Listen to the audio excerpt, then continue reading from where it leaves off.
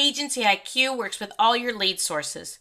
We can import leads from any online lead provider, your website, spreadsheet uploaded leads, and manually entered leads. This quick video will only discuss manually adding leads into the system.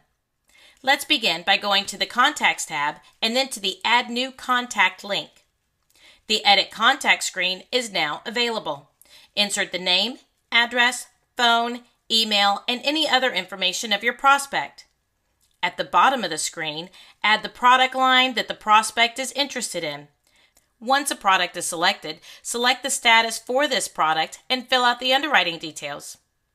If you intend to initiate email marketing to manually inserted leads, save the status of the product as a new lead first. The movement of the product between statuses is what triggers our marketing actions. Remember to always save your screen before exiting.